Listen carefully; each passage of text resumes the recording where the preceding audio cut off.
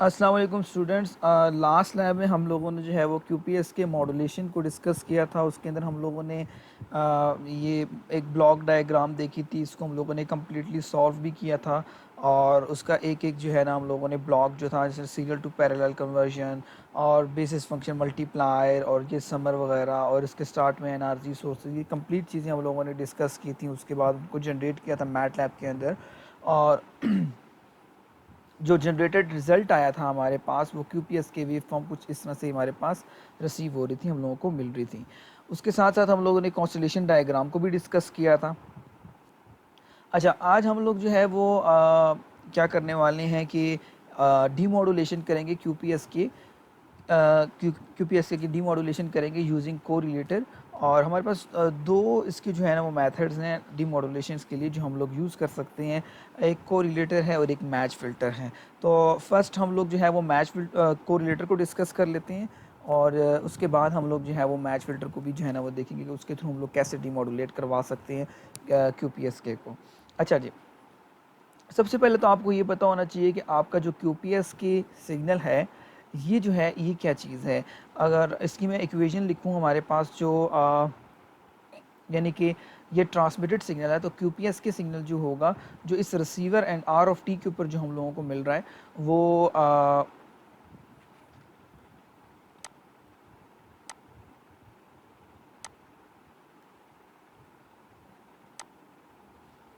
हाँ बच्चों, तो आर ऑफ टी को हम लोग पहले डिस्कस कर लेते हैं, फिर इस ब्लॉक डायग्राम की तरफ आते हैं, हम लोग इसको भी डिस्कस कर लेते हैं। आर ऑफ टी जो आपका है वो आपका होगा जी हमारे क्यूपीएस के की जो स्पेसिफिक जो हम लोगों ने डिस्कस की है इसके लिए R of T is equal to A divided by under root two cos 2 pi T minus A under root to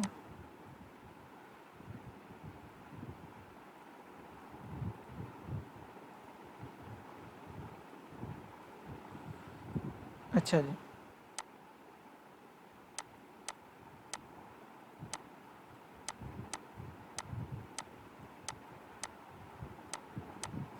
ये हमारे पास आर ऑफ टी सिग्नल है जो इस पॉइंट पे हम लोगों को मिल रहा है। और ये जो ब्लॉक डायग्राम है ये ब्लॉक डायग्राम है हमारे पास डीमॉड्यूलेटर की,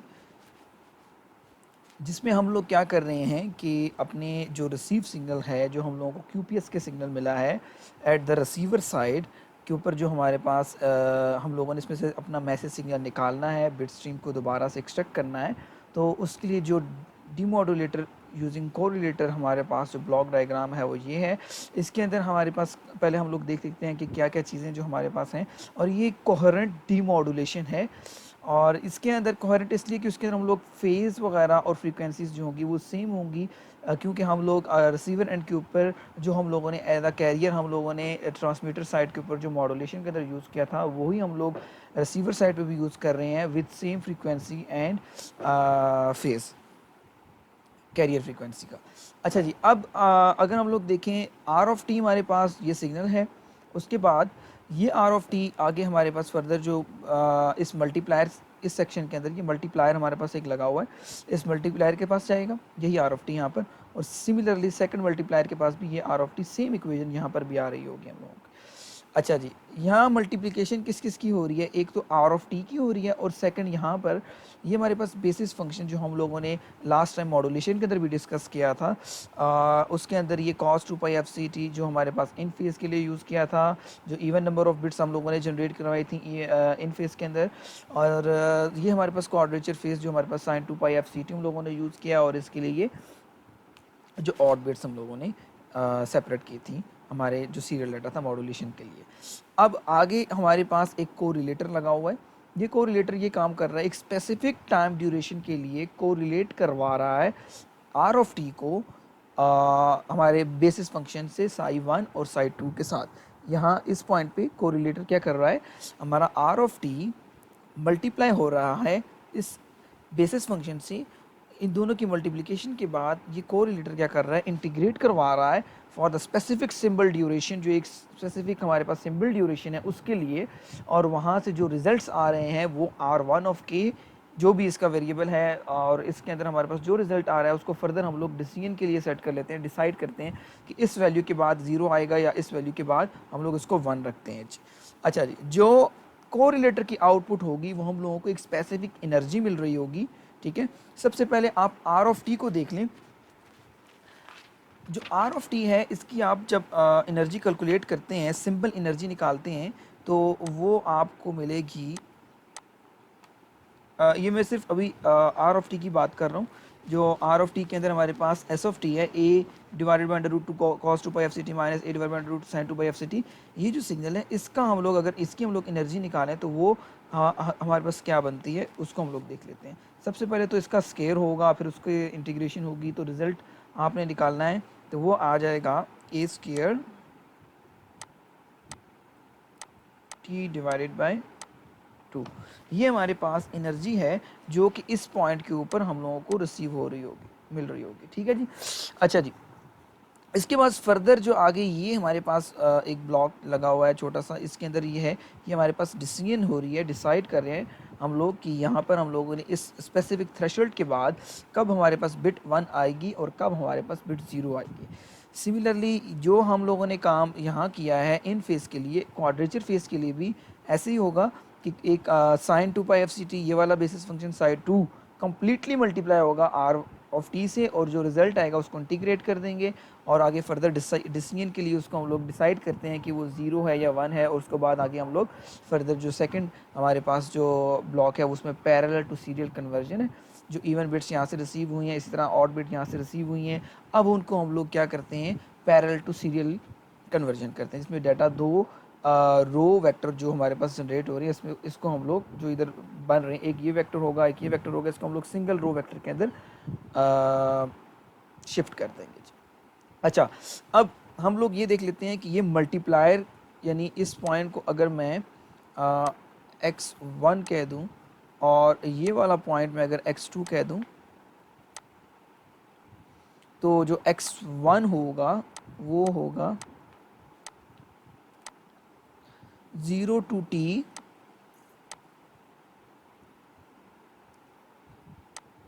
r of t multiply with psi 1 of t and dt, और x2 जो होगा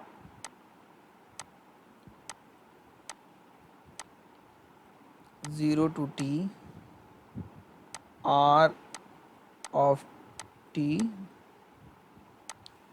multiply psi 2 of t। सबसे पहले तो हम लोग जो है वो इन दोनों को मल्टीप्लाई करवा देते हैं।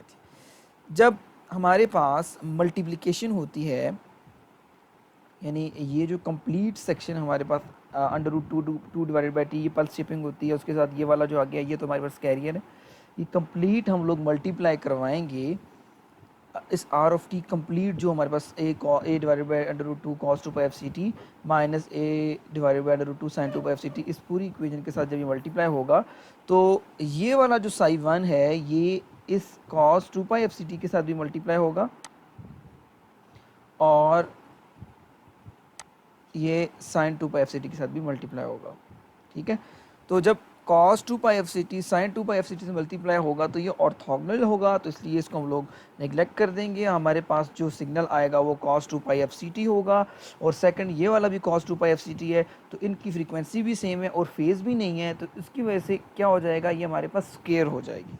जब ये स्केयर टर्म बनती है तो जो इक्वेशन होगी इसकी कंप्लीट, अगर मैं इसको आपको इधर लिख के दिखाता हूँ कि x1 जो होगा, x1 is equal to 0 to t एक सिंबल ड्यूरेशन के लिए लेना है। अच्छा, एक इसमें एक चीज़ आपने याद रखनी है कि ये जो cos 2 pi F C T जो आपने बेसिस फंक्शन जनरेट करवाया है, ये एक स्पेसिफिक टाइम ड्यूरेशन के लिए, यानी सिंबल ड्यूरेशन के लिए 0 टू, जिस हम लोगों ने बीपीएस के अंदर किया था 0 से टी बी तक cos 2 पाई एफ सी बेसिस फंक्शन को जनरेट करवाया था। इस तरह यहाँ पर एक सिंबल ड्यूरेशन जो होगी हमारी, उसके लिए इसको जनरेट करवाना है और इसको फिर मल्टीप्लाई करवा देना है इस आर ऑफ टी के साथ। तो जो आपकी इंटीग्रेशन हो रही है, कोरिलेशन यहाँ पर, उसके लिए भी यहाँ पर जो 0 से लेके ये सिंबल टाइम तक है, ठीक है। तो एक सिंबल टाइम के लिए आपका इंटीग्रेशन हो रही है और साई वन भी जो जनरेट हुआ हुआ है वो 0 से लेके टी तक, यानी एक सिंबल ड्यूरेशन तक ही जनरेट हुआ हुआ है। अच्छा, अब हम लोग इसको लिखते हैं जी, x1 इज़ इक्वल टू 0 से t और a divided by under root 2 multiply under root 2 divided by t and cos square 2 pi f c t। इसको सारा सॉल्व कर लेंगे। अच्छा, अब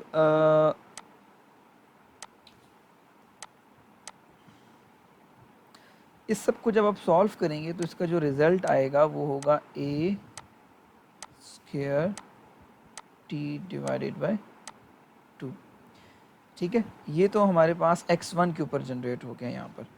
अगर हम लोग क्या करें कि अब x2 निकालें, तो जो x2 मिल रहा है वो होगा सिमिलरली इसी स्टेप जिस तरह मैंने भी बताया आपको, x2 इस तरीके से सॉल्व करेंगे आप, तो उसका जो रिज़ल्ट आएगा वो minus A square T divided bye 2 के इक्वल होगा जी। सही है जी, समझ आ गई आप लोगों को। तो यहाँ अगर ए स्क्वायर टी डिवाइडेड बाय 2 आपको मिल रहा है,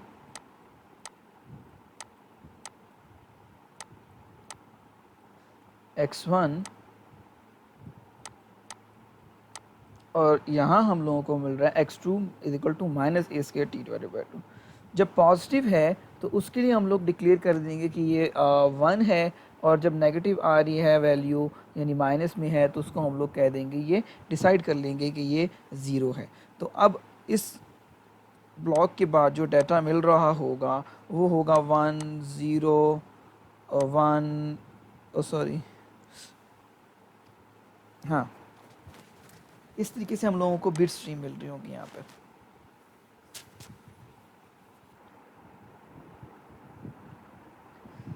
अच्छा जी, तो इस तरीके से हम लोगों को यहाँ पर भी 1 0 1 1 0 इस तरह डाटा मिल रहा होगा। अब आगे ये पैरेलल टू सीरियल कन्वर्जन है, तो जस्ट हम लोगों ने मैटलैब के अंदर ही आप उसकी रीशेप की कमांड को यूज़ करते हैं, तो आपको एक बिट स्ट्रीम का इवन बिट्स और ऑड बिट्स को हम लोगों ने कंबाइन करना है, पैरेलल टू सीरियल कन्वर्जन करनी है, तो आपको एक सीरियल डाटा जनरेट होके मिल जाएगा। अच्छा जी, ये नेगेटिव इधर भी हो सकती है, अब आप ऊपर साइड पे भी हो सकती है।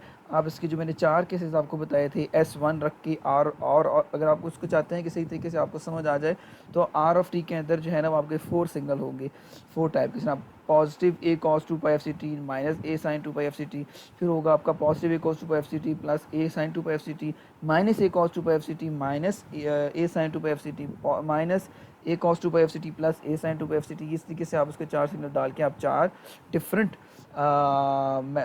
जो है ना वो आप यहाँ पर कोरिलेशन की आउटपुट्स को देख सकते हैं। उसमें देख सकते हैं positive energy, negative energy, negative energy, positive energy, इस तरीके से करके आपको यहाँ पर R1 के और R2 की वैल्यूज़ मिल रही होंगी। और उसके बाद आपने यही डिसाइड करना है कि कब आपने इसको 0 करना है, एक थ्रेशोल्ड लेवल असाइन करना है आपने, और उसके बाद आपने ये डिसाइड कर देना है कब पॉजिटिव होगी वैल्यू और कब नेगेटिव हो जाएगी। पॉजिटिव होगी तो 0 और 1 हो जाएगी, और नेगेटिव है तो वो 0।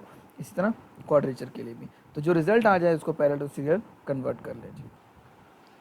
अच्छा, अब आप इन इक्वेशंस को कम्प्लीटली सॉल्व करें। रिपोर्ट्स जो आपने बनानी है इसकी डीमॉड्यूलेटर या मॉड्यूलेशन की आपने रिपोर्ट्स जो बनानी है उसके अंदर ये कम्प्लीटली कैलकुलेशन भी हों, और कोड की जो कैलकुलेशंस हैं वो भी होनी चाहिए, और उसके साथ साथ जो आज डीमॉड्यूलेटर के अंदर हम लोगों ने किए हैं ये भी होनी चाहिए। इसके अंदर आर ऑफ टी है, ये आपने कम्प्लीटली इसकी एनर्जी भी निकालनी है। ये आपने टास्क है ये आपका, इसका आर ऑफ टी की आपने एनर्जी निकालनी है, और उसके बाद आपने क्या करना है, आर ऑफ टी को मल्टीप्लाई करवा के कोरिलेशन करवानी है। कोरिलेशन के बाद x1 के ऊपर जो ये इक्वेशन निकल रही है ये आप लेके आएंगे, इसको फाइंड करें, इनको देखेंगे कैसे ये फाइंड होती हैं, ये वैल्यूज़ कैसे आती हैं x2, और फिर उसके बाद जो बिट्स वगैरह हैं तो ये सिंपल, इनकी तो कोई इतनी ज़रूरत नहीं है। अच्छा जी, अब हम लोग ये अपना जो है ना वो कोड अपना मैट लैब पे देख लेते हैं, लेकिन मैट लैब के ऊपर कोड लिखने से पहले हम लोग इस इनकी जो कुछ चीज़ें वगैरह हैं जो आपको लास्ट लैब के अंदर भी मैंने समझाई थी, जिसके अंदर टाइम ड्यूरेशन, जितनी देर के लिए आपने सिग्नल जनरेट करवाना है, सिंबल रेट क्या होगा, बिट रेट क्या होगा, ये कैसे कैलकुलेट की जाती हैं, किस तरह हम लोग इसको अपने कोड के अंदर लिखने वाले हैं और कैसे करेंगे। तो उसके लिए मैं इसको रब कर देता हूँ और मैं अब आपको एक्सप्लेन करता हूँ कि आपने कोड कैसे करना है।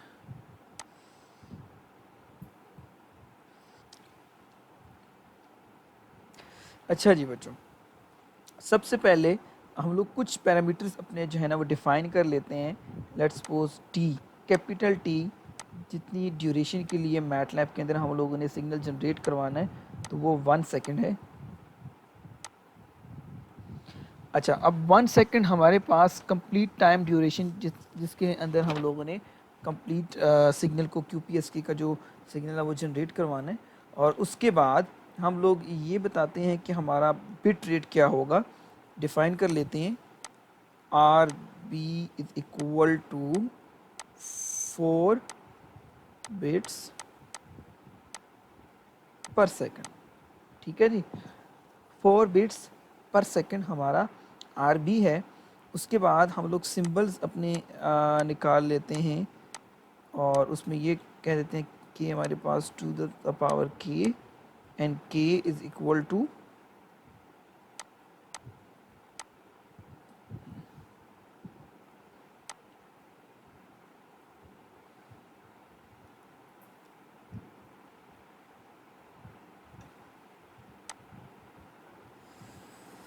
अच्छा जी, k इज़ इक्वल टू 2 और हमारे पास सिंबल जो बन रहे हैं वो 4 हो जाएंगे। इधर मैं डिफ़ाइन कर लेता हूँ, k इज़ इक्वल टू 2 है, 4 सिंबल्स होंगे। अच्छा जी, अब हम लोगों ने अगर सिंबल रेट निकालना है SR, तो SR इज़ बेसिकली क्या होगा कि हमारा bit rate R B divided by K, तो ये बन जाएगा 4 डिवाइडेड बाय 2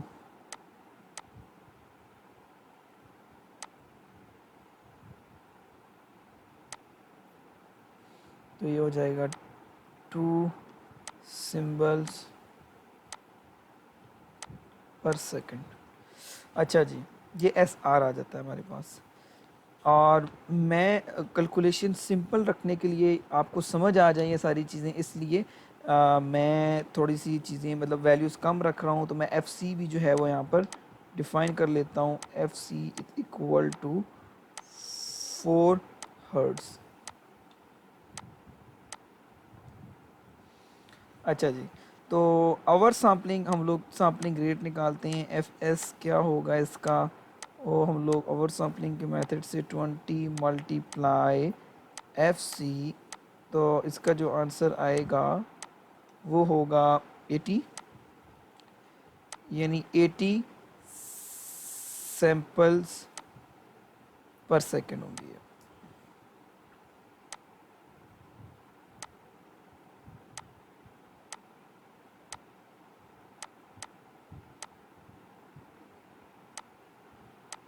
पर सेकंड हो जाए, ठीक है जी।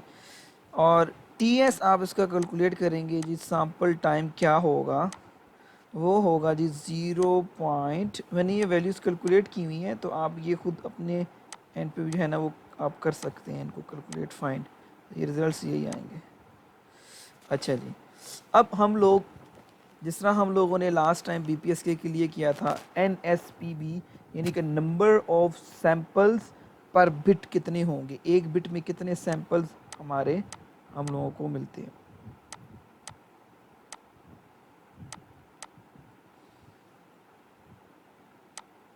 F S divided by R B equal to A T divided by 4, sorry, क्योंकि आर बी 4 है, तो ये हो जाएगा जी, ये हो जाएगा 20 सैम्पल्स मिल रहे हैं। और मैंने अभी यहाँ पर नंबर ऑफ सैम्पल्स पर सिंबल निकालने हैं, एन एस, तो मैंने बिट रेट यूज़ किया है। अगर मैंने पर बिट निकालने, एक बिट के अंदर कितने सैंपल्स आ रहे हैं, तो मैंने बिट रेट डिवाइड करवाया टोटल नंबर ऑफ सैंपल्स से। अगर मुझे नंबर ऑफ सैंपल पर सिंबल्स चाहिए तो उसके लिए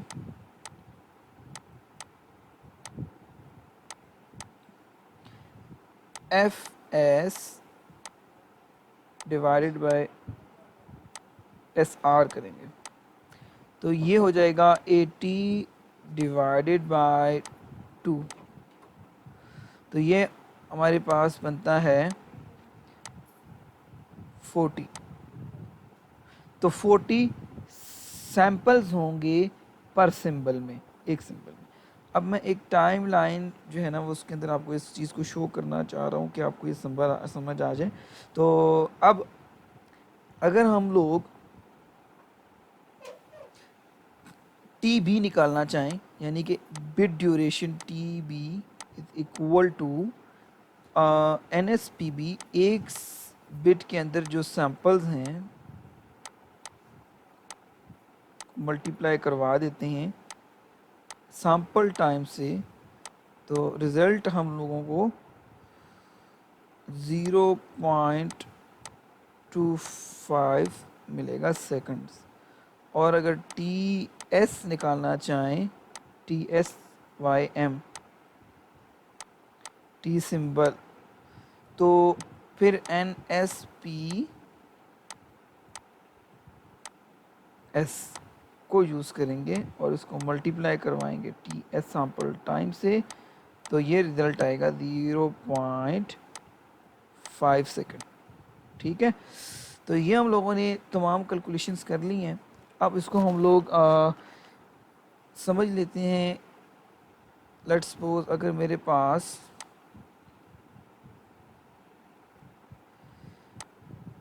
0 से 1 सेकंड का टाइम हम लोगों ने एक टाइम लाइन के अंदर हम लोग इसको देख लेते हैं।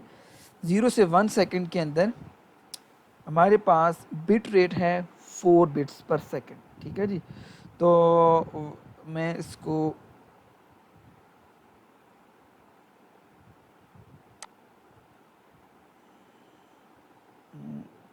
ग्रीन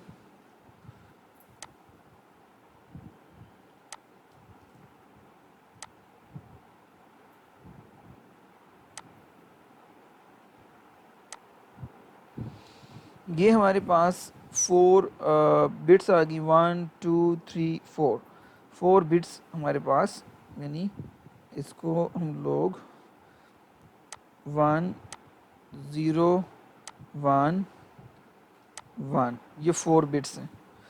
0 आपका स्टार्ट है, यहाँ से स्टार्ट हो जाएगा। एक बिट यानी बिट टाइम क्या होगा, 0.25, 0.5, 0.75, ये आपकी बिट टाइम जो है हमारे पास। बिट टाइम को हम लोग देखें, इसको स्टेप वाइज 4 बिट्स हैं, तो हमारे पास हर एक बिट के लिए 0.25 0.25 0.25 0.25 ये बिट टाइम सबके लिए, तो 4 से मल्टीप्लाई करवा दें तो 1 सेकंड आ जाएगा। ये हम लोगों ने बिट टाइम के थ्रू हम लोगों ने 4 बिट्स बिट रेट ले लिया। अब हम लोगों ने यहाँ पे डिफाइन करना है कि हम लोगों ने भेजनी है 4 सॉरी सिंबल, एस आर जो था वो था कि 2 सिंबल्स हमारे पास। तो एक सिंबल जो है हमारा, लेट्स सपोज अगर जिस तरह हम लोगों ने 0 1 1 0 0 0 1 1 की कम्बिनेशन से इस तरह, तो ये 0 1 1 0, तो ये अब हम लोग इसको निकाल लेते हैं एस आर, तो एक सिंबल बना लेते हैं ऐसे। तो ये हमारे पास जो सिंबल होगा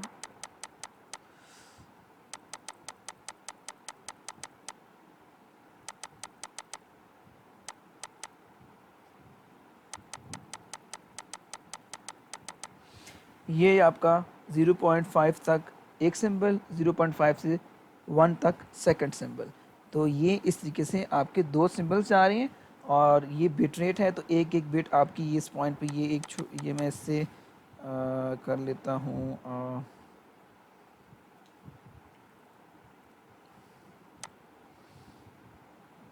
ये मेरे पास आ जाती हैं बिट्स, ये रेड वाली जो शो कर रही हैं सिंबल्स हो जाएंगे। तो इसको हम लोग यूँ कर लेते हैं कि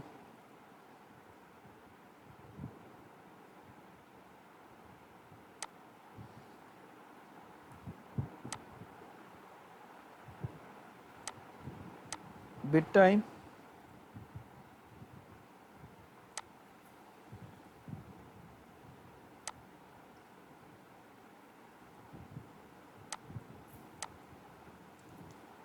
ये हो जाएगा TSYM और ये हो जाएगा TB।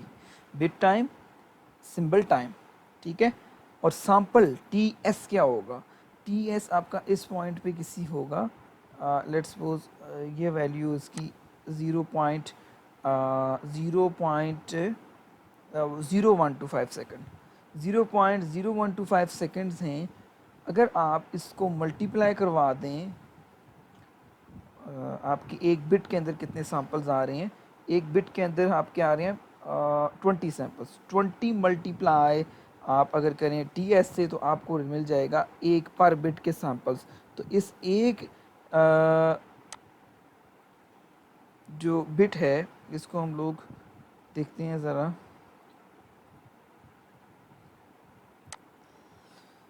ये जो आपका टोटल इस ड्यूरेशन के अंदर एक बिट के अंदर जो हैं वो 20 सैंपल्स हैं,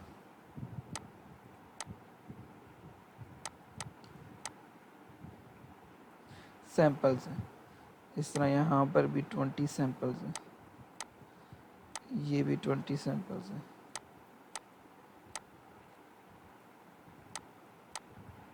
ठीक है। और अगर हम लोग कहते हैं कि हम लोगों ने सिंबल्स देखनी है तो उसके लिए एक सिंबल में कितने हमारे पास सैंपल्स हैं, तो वो 40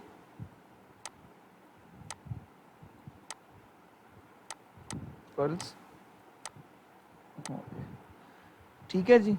40 सैंपल्स आपके एक सिंबल में, और सिमिलरली यहाँ पर भी आपके 40 सैंपल्स होंगे। तो उम्मीद है अब आप लोगों को ये चीज़ें बहुत अच्छे तरीके से समझ आई होंगी। मैंने कैलकुलेशन इसकी कम्प्लीटली आपको वो दोबारा से करके बताई है, हर एक एक चीज़ को एक्सप्लेन करने की कोशिश की है ताकि आपको ये बहुत अच्छे तरीके से समझ आ जाए। अब इसके ऊपर अगर आपने कोड लिखना है तो वो कैसे लिखेंगे, मैं आपको इसका बता देता हूँ इसके बारे में। तो लास्ट टाइम हम लोगों ने जितना कोड लिखा था मॉड्यूलेशन तक, अब हम उसको उससे आगे जो है वो कोशिश करते हैं कि मॉड्यूलेशन से आगे जो है हम लोग डीमॉड्यूलेशन करें जो कोऑर्डिनेटर को यूज़ करते हुए। तो मैं आपको मैट लैब के ऊपर जो है वो ले जाता हूँ, वहाँ हम लोग इसका कोड लिखते हैं। अच्छा जी, ये हम लोगों ने लास्ट टाइम कोड लिखा था जिसमें हम लोगों ने सिंपल मॉड्यूलेशन करवाई थी और उसके रिज़ल्ट्स हमारे पास बिल्कुल ये रिज़ल्ट्स मिल रहे हैं ये वाले।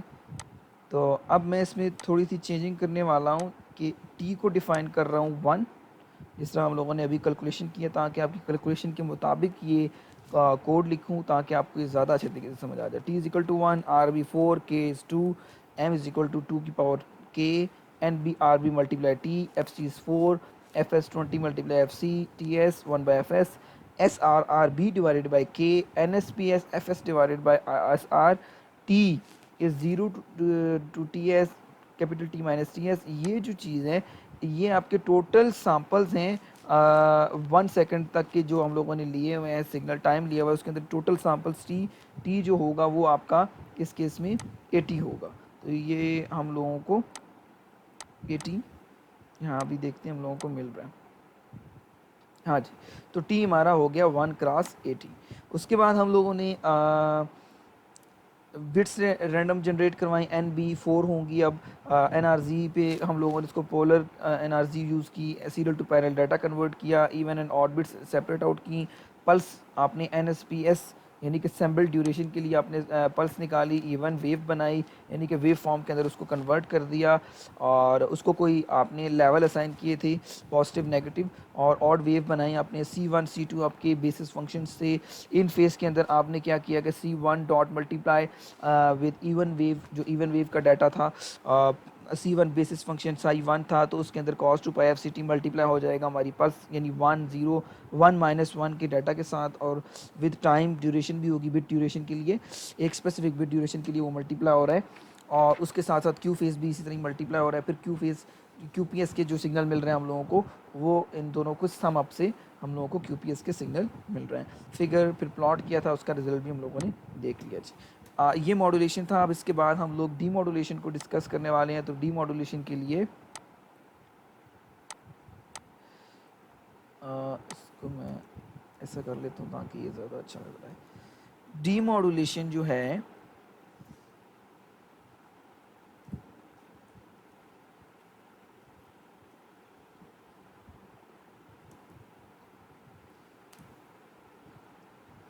अच्छा जी, सबसे पहले हम लोगों को TB और TS की इंफॉर्मेशन चाहिए, ठीक है।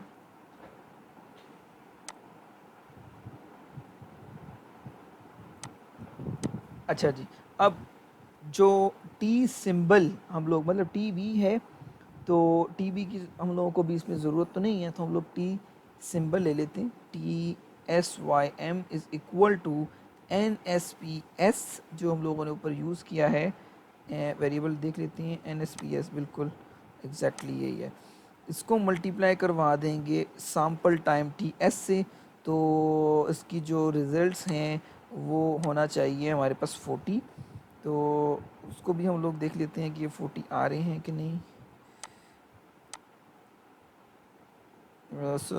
40 सैम्पल्स होंगे, और इसकी जो वैल्यू आएगी वो 0 मतलब टाइम है तो एक स्पेसिफिक टाइम आएगा, जो हम लोगों ने टी सैम्पल निकाला वो था 0.5। इसकी वैल्यू है 0.5, ये आप यहाँ पे देख सकते हैं 0.5 हम लोगों को मिल रहा है जी। अच्छा, सिंबल टाइम के बाद अब हम लोगों ने टाइम वेक्टर जनरेट करवाना है एक, और उसको मैं स्मॉल t SYM के वेरिएबल से ले रहा हूँ, और यहाँ हम लोग डिफ़ाइन कर लेते हैं 0 सैम्पल टाइम सेम रहेगा, उसको हम लोगों ने नहीं चेंज करना, और इसका जो एंड टाइम होगा, जिस तरह हम लोगों ने लास्ट टाइम t भी लिया था, लेकिन यहाँ हम लोग लेंगे TSYM माइनस TS, ये इसलिए कि आपका वेक्टर वो हम लोग 40 का है तो 40 ही रहे, 41 ना हो, इसमें से माइनस TS करवाया एग्जाम्पल। वेक्टर की एक लेंथ ज़्यादा हो जाती है क्योंकि 0 से स्टार्ट हो रहा है। 0 TS colon TSYM minus TS, इसको भी रन करके देख लें तो ये आपके पास बन रहा है जो TSYM है, हाँ, स्मॉल TSYM 1 × 40, ठीक है, ये आ गया हमारे पास। सेम आपकी कैलकुलेशन से मैच करते हैं, या आप उसको देखते जाइएगा साथ साथ। अच्छा जी, ये डिफ़ाइन हो गया। अब x1 में अपना रिसीव डी मॉड्यूलेटर के ऊपर जो हमारे पास बेसिस फंक्शन था, जो उसके लिए हम लोगों ने कॉस सबसे पहले 2 multiply pi multiply FC multiply TSYM, और x2 is equal to sine 2 multiply pi multiply FC multiply TSYM। ये दो सिंपल ड्यूरेशन के लिए हम लोगों ने बेसिस फंक्शन जनरेट करवा दिए हैं, और इसके बाद अब हम लोग क्या करने लगे हैं, लूप लगाने लगे हैं, और उसके अंदर इसकी कोरिलेशन करवाने लगे हैं, ठीक है जी।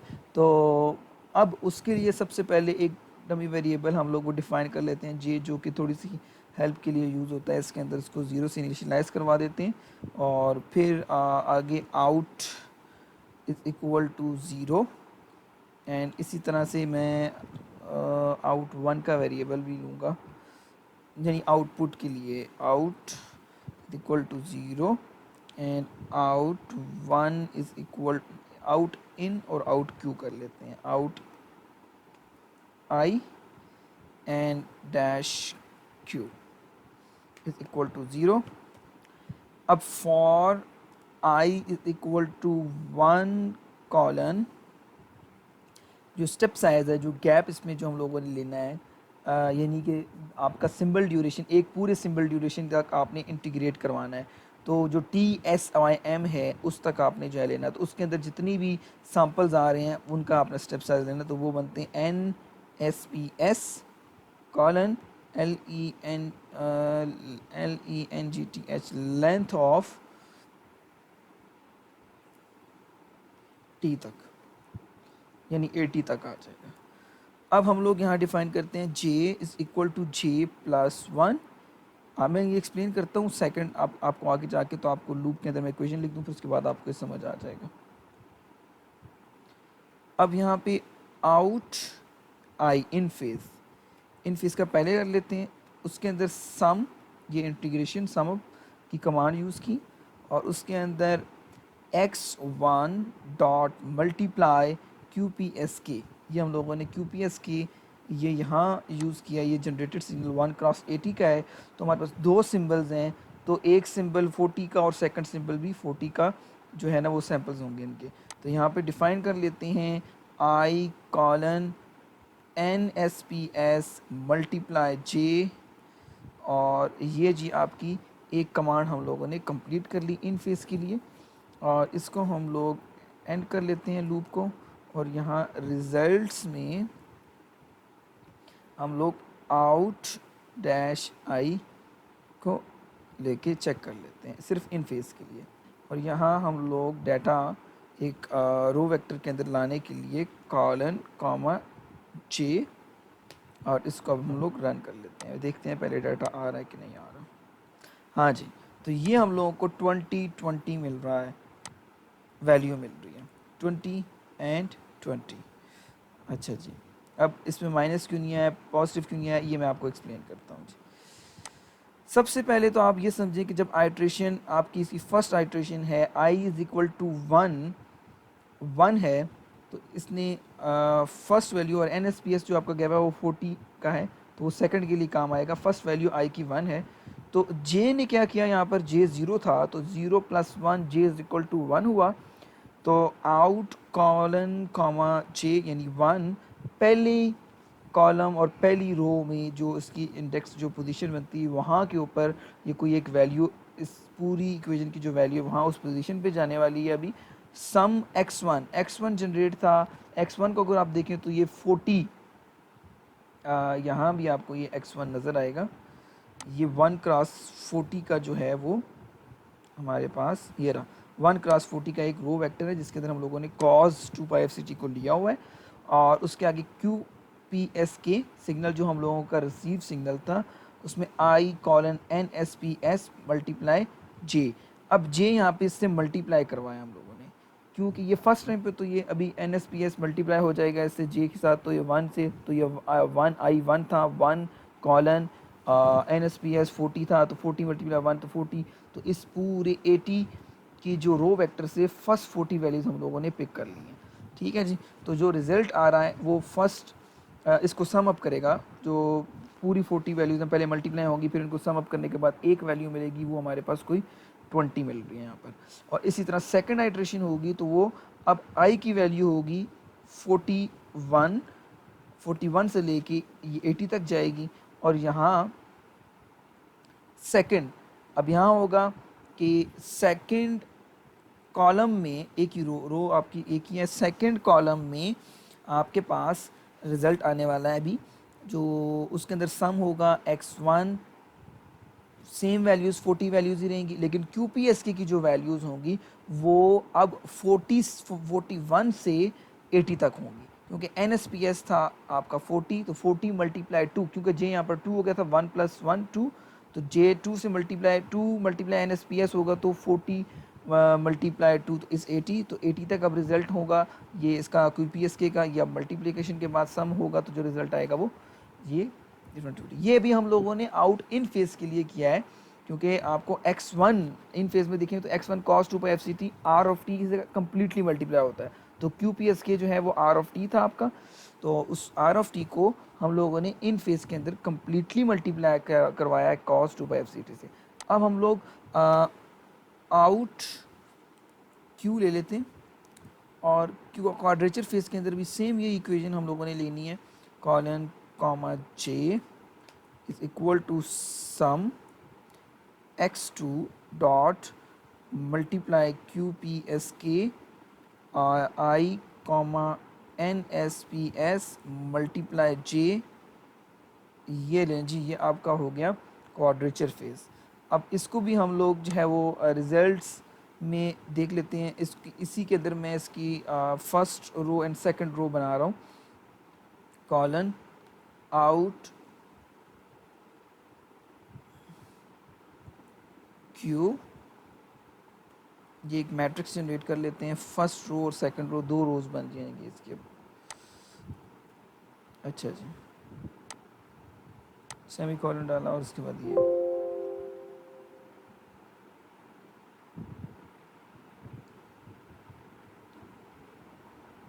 अच्छा ये एक हमारे पास एरर आ गया है, इसको हम लोग देख लेते हैं, मस्ट नॉट एक्सीड 1। अच्छा ये यहाँ हम लोगों ने एक मिस्टेक की है, इधर कॉलन आएगा। अब इसको रन करते हैं, -20 -20 -20 -20 कुछ वैल्यूज़ इसकी मिल रही हैं हम लोगों को, और यहाँ क्यों मिल रही है सारी -20, क्योंकि सारा डाटा 000 बिट्स का जनरेटेड बिट्स 00 थी, तो सारा डाटा -20 में आ रहा है, तो ये हम लोगों को मिल गई। ठीक है, ये आपको अब समझ आ गई होगी कम्प्लीटली कि कैसे जो है ना हम लोगों ने इन फेज़ और क्वाड्रेचर फेज़ को लिया है। तो ये वाली इन फेज़ इवन बिट्स होंगी, क्यू फेज़ ऑड बिट्स होंगी, तो इसकी एक वैल्यू एक बिट ये होगी और सेकंड बिट ये होगी, थर्ड बिट ये होगी और फोर्थ बिट ये होगी। तो मैं यहाँ अभी रीशेप की कमांड, मतलब मैं इसको parallel to serial data is equal to इस वेरिएबल के अंदर स्टोर करवा रहा हूँ, और रीशेप ऑफ रिजल्ट्स कॉमा 1 एक रो में कन्वर्ट करना है, कॉलम्स आपके कॉलम जितने भी बनते हैं बन जाए। तो अब इसको हम लोग दोबारा से इसको रन करते हैं, ये आपके पास जी डाटा आ गया कम्प्लीटली 20 20 मतलब 1 फर्स्ट 3 बिट्स 1 1 1, तो उसकी जगह पे जो वैल्यू मिल रही 20 20 20 एंड 0 के लिए -20। अब हम लोग यहाँ एक कंडीशन लगा लेते हैं ग्रेटर देन 0 की। अब रिज़ल्ट्स देखें आप लोग, इसके जो रिज़ल्ट्स आने वाले हैं वो अब हम लोगों को ये कंडीशन ये कह रहेगी कि ग्रेटर देन 0 है तो 1 हो जाए, अगर नहीं है तो वो 0 हो जाए। तो इसको हम लोग रन कर लेते हैं, हाँ जी, तो अब आ रहा है डाटा 1101, और जो हमारे पास रिकवर्ड की हैं वो भी 1101। 2-3 मरतबा इसको आप रन करके देख लें ताकि कोई एरर ना हो। हाँ, अब 1000 एंड 1000, तो ये डाटा 1000 एंड 1000 हमारे पास डाटा सेम आ रहा है। अब हम लोग जाके टाइम को थोड़ा सा बढ़ा लेते हैं, लेट्स सपोज 10 सेकंड के लिए ले लेते हैं, तो 10 सेकंड जब इसकी नंबर ऑफ़ बिट्स को निकालेंगे इससे, तो वो बनती है 10 मल्टीप्लाई आर बी, तो टी मल्टीप्लाई आर बी, तो ये बन जाएगा 40, तो 40 बिट्स आपको मिलेंगे यहाँ पे। तो इसको हम लोग रन कर लेते हैं, तो ये 40 बिट्स आपको कम्प्लीटली यहाँ पर मिल रही हैं 1 क्रॉस 40, ये देख लीजिए 1 क्रॉस 40 बिट्स आपको मिल रही हैं, और ये रिकवर्ड 40 बिट्स हैं, और ये आपकी जनरेटेड जो आपने जनरेट कराई थी रैंडम। अच्छा, अब हम लोगों ने ये करना है, इसका बिट एरर निकालना है कि बिट एरर इसका क्या आ रहा है। उसके लिए ERR is equal to BITERR bit error, और यहाँ हम लोग एक BITS ऊपर जो हम लोगों ने जनरेट करवाई थी रैंडम बिट्स, उसका वेरिएबल नेम देखते हैं, ये रहा जी, ये बिट्स, तो ये बिट्स लिखा कॉमा और P-S सॉरी P_S_ डाटा, और इसको अब रन करते हैं, देखते हैं कि एरर क्या आ रहा है। एरर ज़ीरो आ रहा है। दोनों बिट्स सेम है, कुछ नॉइज़ मैंने ऐड नहीं की इसके अंदर। दोनों बिट्स क्या हो रही हैं आपके पास, सॉरी दोनों बिट स्ट्रीम के अंदर जो एरर है वो ज़ीरो है। तो अगर मैं इसको और ज़्यादा कर लूँ टाइम को, लेट्स सपोज 100, तो एरर फिर भी ज़ीरो आ रहा है। ठीक है जी। तो अब हम लोग इसके अंदर एक नई चीज़ को स्टडी करने वाले हैं, वो है नॉइज़, यानी कि मैं आपको इसको ज़रा एक्सप्लेन कर लूँ पहले। अच्छा जी बच्चों, इसमें ना एक चीज़ मैं आपको एक्सप्लेन कर देता हूँ।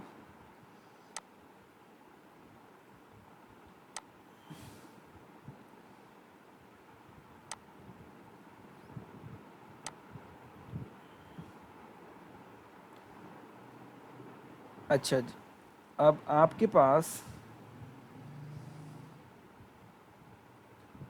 आपने जो एस ऑफ टी था जो जनरेट करवाया आपने, लेट्स सपोज आपने ये ब्लॉक बना लेते हैं यहाँ पर टी एक्स, और ये आपके पास आर एक्स, ये सेंटर में हमारे पास हम लोग कह देते हैं चैनल है, और यहाँ हमारे पास क्या होती है, नॉइज़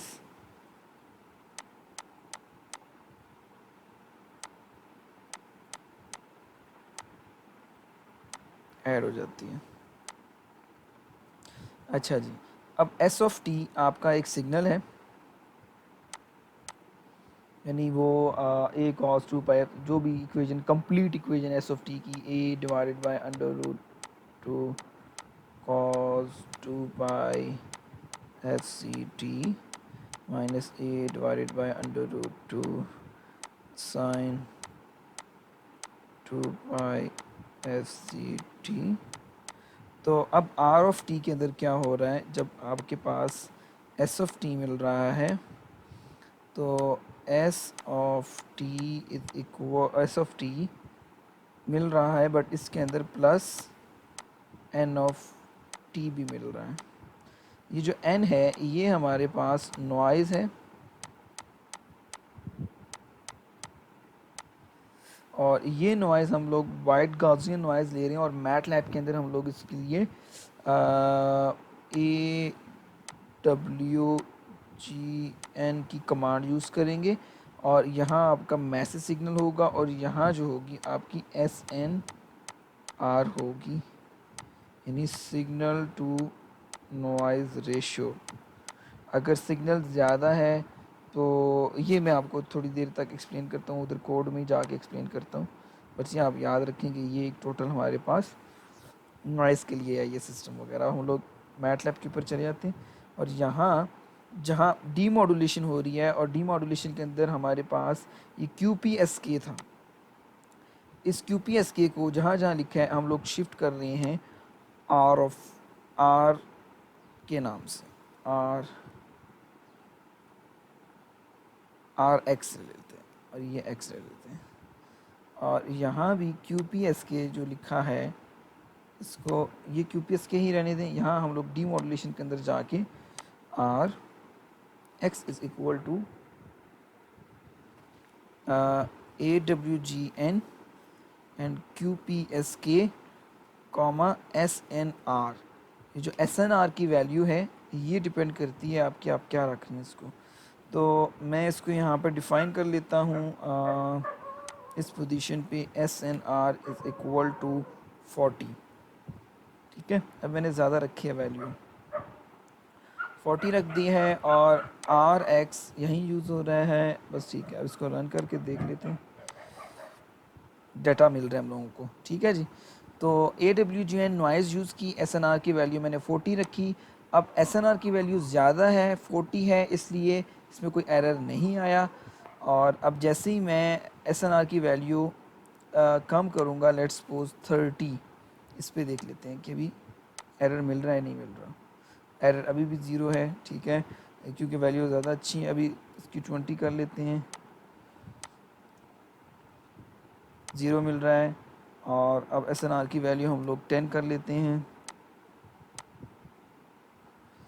ज़ीरो। अब इसको हम लोग लेट्स सपोज 5 हमारे अच्छा जी, अब हम लोग इसकी वैल्यू रखते हैं माइनस में ले लेते हैं, क्योंकि हमारा डिटेक्टर का जो थ्रेशोल्ड है वो इस तरह का बनाया हुआ हम लोगों ने जिसमें एरर के आने के चांसेस कम हैं। इसको हम लोग -20,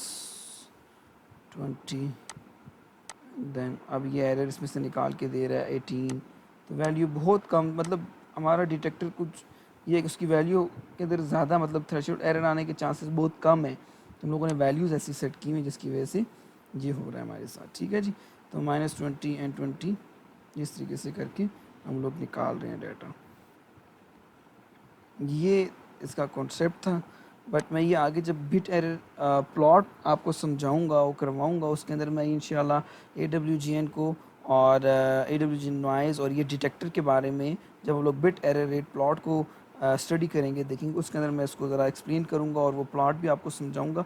अच्छा, इसके बाद आपके जो टास्क वगैरह हैं, अच्छा उसमें आपने सबसे पहले आपने ये कोड अपने पास कम्प्लीटली इसको रन करना है, इस डिमोडुलेटर वाले सेक्शन को समझना है। मैं इसके क्वेश्चंस वगैरह आपसे सेशन में करूँगा और उसके बाद इसकी कंप्लीट कैलकुलेशन जिस तरह मैंने आपको यहाँ बताई है, इसकी एक्सप्लेन की है, आपने अपने पास करनी है। और इसका बिट रेट आपने 8 बिट पर सेकंड लेना है, time is equal to 2 second लेना है और उसके ऊपर कंप्लीट कैलकुलेशन आपने इसकी करनी जिस तरह मैंने आपको ये कम्प्लीटली बताई है। एंड तक बिट एरर रेट जो आपने निकाला है, बिट एरर्स जो निकाले हैं मैंने, ये आपने इस तरीके से कम्प्लीटली सॉल्व करना है।